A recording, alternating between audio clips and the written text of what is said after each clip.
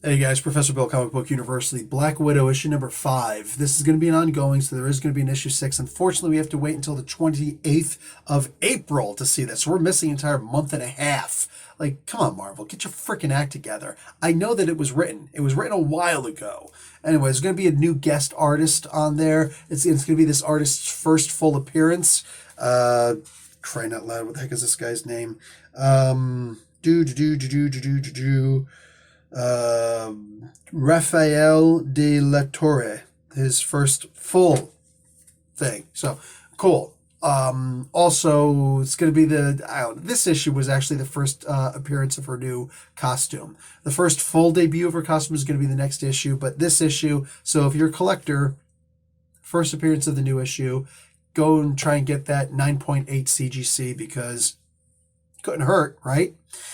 Anyway, this is the issue that Kelly Thompson said that she cried a lot when she was reading it. I don't want to keep on referring back to it, but I just interviewed Miss Thompson last Saturday on my podcast.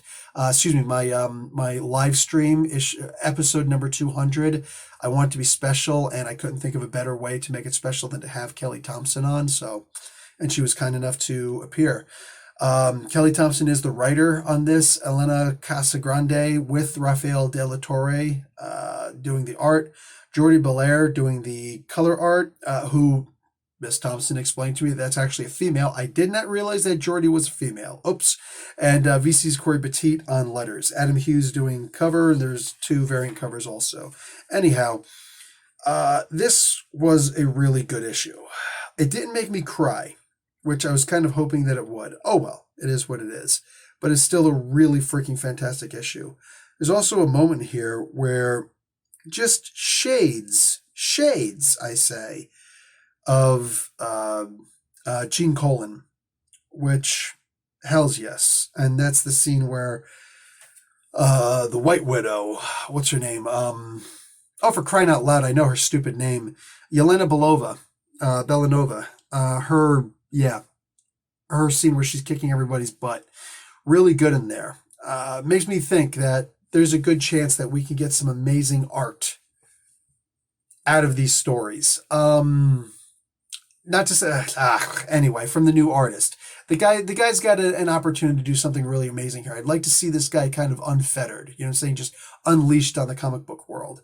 Anyway, we're going to get him doing a full issue next issue, so we'll see. We'll see what this guy's capable of doing. So I would recommend getting that issue also because, yeah, CGC it. Anyway, in this issue, we get to see some Yelena being awesome. In fact, this interaction, written, handcrafted by Kelly Thompson, makes me say that I want to see a Black Widow's comic book. Now, we've never gotten that before. You'd figure we would have, right? Make Black Widows, Volume 1, Issue 1, right? But no, we haven't gotten that, apparently. I would like to see that.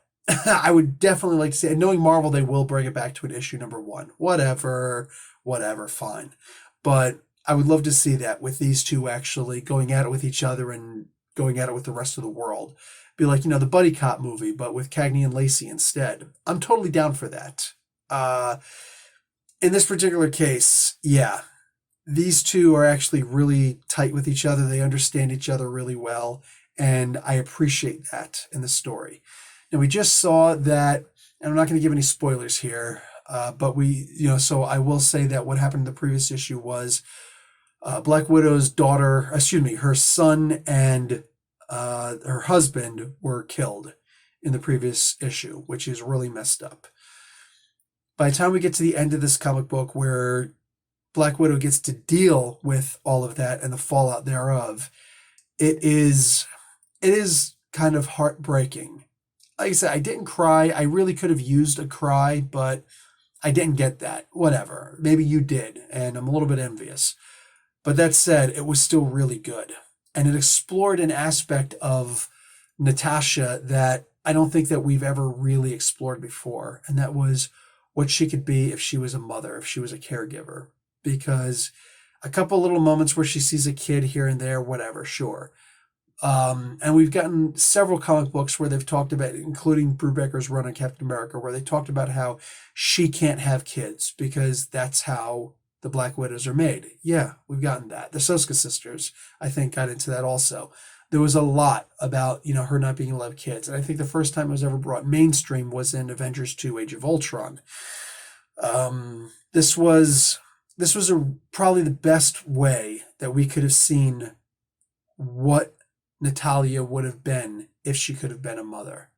And even afterwards with, former lovers Bucky and Hawkeye in this, I think was really good because there is still that caregiver aspect. A wife is a caregiver to the husband as much as she is a caregiver to her children. Different, but nonetheless. You know what I'm saying? And that was really explored well in here. Probably my favorite aspect. I don't know if that's something that Kelly was intending to do, but she did it nonetheless, and it was great. I've said it so many times, the best modern day dialogue writer is Kelly Thompson. That's, in my opinion, that is just completely irrefutable. Nobody writes dialogue between two or more people, the way that Kelly Thompson does. You actually feel like you're in the room with them. You know what I'm saying? And it feels a little creepy sometimes. Like I'm listening, I'm the fly on the wall. No, literally, you feel like you're in the room with people in a real human being conversation, which is fantastic. Her interaction with Hawkeye is different than her interaction with Bucky in here, and that's great because even the assignments that the two had were based off of their maturity level and their skill set, which I think is pretty impressive also. Specifically because Hawkeye's a character who I've given up on, and I feel like nobody's ever going to write him the way that he used to be written back in the day when, even in Avengers West Coast, he was still written as kind of, a dumbass who would always get himself in trouble, but he was a serious guy who would act like a dumbass. Now he's a dumbass who gets himself into serious trouble and still acts like a dumbass the entire time. And I hate that about the character. It's one of the reasons why I can't really read too much Hawkeye nowadays. It's just not my Hawkeye, But that's just me. I don't like silly humor. I can only take slapstick from it so much, and then it just gets really redundant and really boring to me. That's not the kind of story I enjoy reading. Is that Leslie Nielsen Naked Gun stuff? I just can't get into that. It is what it is. One of the reasons why I have such a hard time reading Deadpool. Whatever. As far as Bucky was concerned, the Winter Soldier, ever since Brubaker's run on Captain America, I feel that nobody has ever done justice. In fact, honestly, I don't even think that, I'm going to say a really bold statement here, I don't even think that freaking Kirby did a good job with Bucky. You know what I'm saying? I said it. I don't think that Simon and Kirby did a good job with Bucky as far as a Bucky character could be written. But those issues in Captain America comics, literally Captain America comics 1 through 10 and so on, there were 54 of them. They were necessary in order to get the stories that we got through Brubaker. Those were so important, but Brubaker got the Winter Soldier. He invented the Winter Soldier aspect of Bucky, and I feel like there shouldn't be any turning back. And nobody, for the most part, has really written Bucky the way that Brubaker did, and that's a real shame because it's the best. People always say, "Be your best self." Well, that was Bucky's best self, and dude, I'm getting to the point where I'm starting to give up on Bucky. But Thompson actually does I'm not going to say a great job, but she does a better than average job for sure in regards to the way that Bucky is handled in here, because we don't see him here, and they keep on mentioning we don't have eyes on. And there was a slightest hint that this means that they're all going to die. I was hoping this could have turned into something else where they were actually panicking, like, if you can't see Bucky, if you can't see Winter Soldier, I promise you he sees you. Get on it. Get on it. Like, this would have been the best part of them freaking out. And this, in my opinion, would have been Natasha. Like, this would have been part of her plan.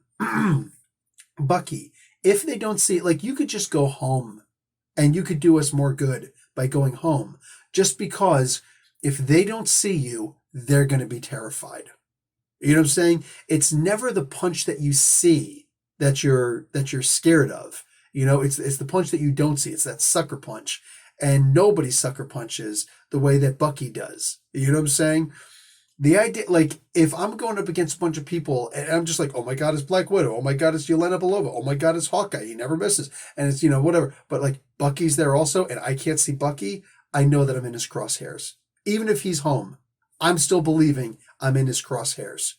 And that's something I think that she would have been able to capitalize on. And I kind of wish we could have seen that also. I know this isn't his book, but it could have also helped out the Black Widow in and of herself, saying they're going to be terrified if they can't see you, and they should have been scattered. They should have been all over the place trying to find him. Put men on him, like waste manpower trying to find a character who's not even there. What was Bucky actually doing? None of your freaking business. But the motherly aspect, and I said that a woman, a wife specifically, is a caregiver to her husband or whatever relationship anybody's in. Same. A woman can be that kind of a caregiver to her husband, because that's the relationship that I'm in. So that's what I'm speaking from. Similar to the children, but obviously not the same.